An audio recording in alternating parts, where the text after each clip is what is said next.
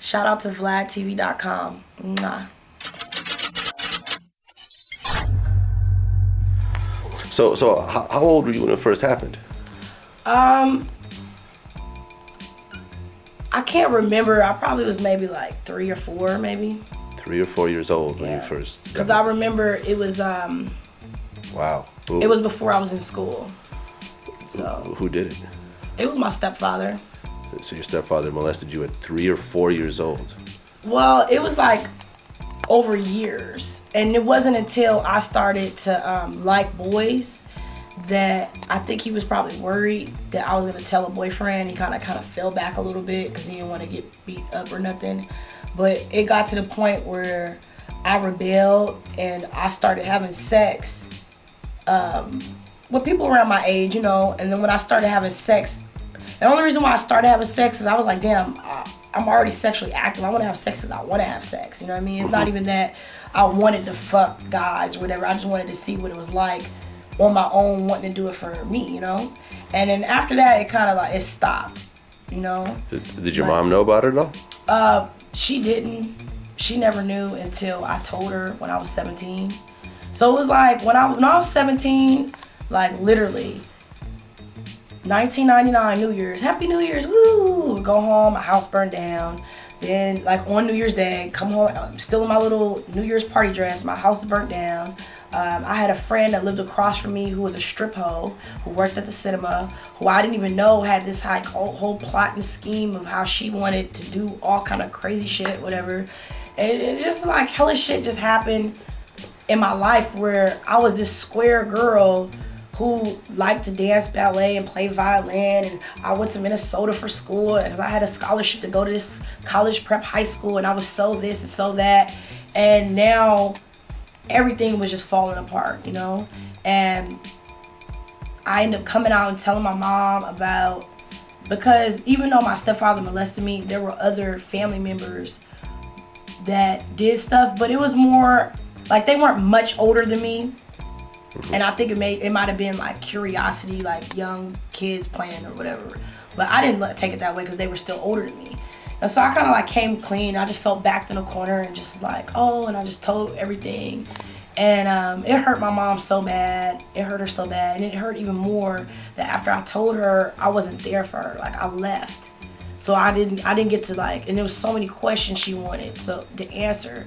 And then I think it ended up turning into like, she didn't look at me. She looked at me as the 17-year-old Sarah that was having sex with her husband. Not. Were they you know, still together when you told her? Yes. They were still together. Yes. But they're not together now. Okay, so you told your mom that her husband, who she's still with, had molested you from 3 or 4 years old. Up until like 13. Up until 13, so 9 years, 8 years. And did she stay? Also has many children with. Oh, really? She has 9 children with him. She has 9 children with this man. So yes. This man is part of her life, whether she likes it or not. Did she stay with him after that? I mean, for a short period of time, she didn't, and then because of that, she ended up having another baby with him, and like, and I love my sister, you know, and I'm like, it never, I never hated my mom for it. I never hated my sister that was born after me, telling her that, like, I love my family. It's nothing that they could do wrong in my eyes, you know, but it's just hard because, like, my siblings' father's not part of their life anymore, and they all know what happened, even though I'm not sure if the youngest two know because they're kind of younger, but everyone else knows. And I think one of my sisters in particular, I noticed the past like 4 years be having like a little attitude, and she don't really care for me. And then like a lot of other people notice, and I'll say, you know, you don't know what's going in her head. She might feel like because of me doing porn, people give her a hard time in the streets, you know? Because sometimes people like harass my siblings, you know? Do they look like you? They like look, enough to people to like recognize? No. Okay. They just know that, you know, people in Oakland's gonna know that, right, you know? Right. Like a lot of people don't know, but then a lot of people do know. you know? Have you ever confronted your stepfather over this? Never. I haven't seen him since the day our house burned down. Oh. It's the last time I seen him, and that was 2000. And then, you know, I have like it was kind of like once I got it off my chest, I wanted to tell everybody. I'll be sitting at the bus stop talking to somebody like, man, and start talking about how my stepfather molested me. It was just such a relief. I thought I was gonna die and not talk about it, you know? And you know, when they say take it to the grave. So I was like telling my family members and I like talking about it. It made me feel good. It was part of the healing process or whatever. And I met other people that it happened to. We would talk about it.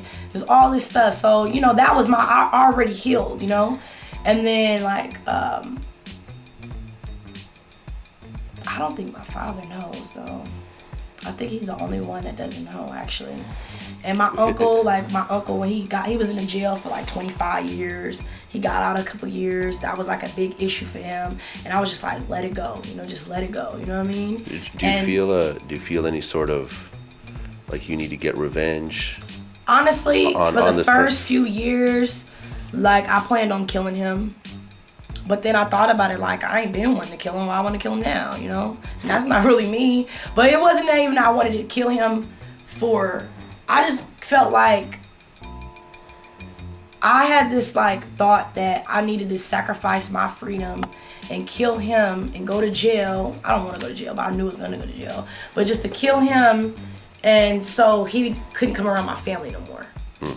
You know, because like I have 8 sisters and 2 brothers. Where majority of them are girls, you know. Right. If your stepdad was sitting where I'm sitting right now, what would you say to him? Oh, damn. I never thought of that.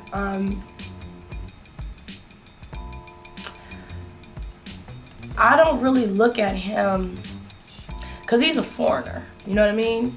And he's not American. He's from Honduras. And I don't know, like, I think he's sick, so I don't think there's no reason. I don't think I could have like a mature conversation with him and ask him anything or say anything to him where it would like really, I would get any type of answer out of him. So I can't even think about what I would say to him or ask him. I don't know. I've never thought of that. I've never thought of that before. You think it'd be a lot of anger? You know, would you try to lash out, or do you think you would just want to find out the reasons? You know, I would want to know. Like, I even thought like maybe that's why he left his country. Like maybe he had to leave because of shit. Because I know he was doing it to other people.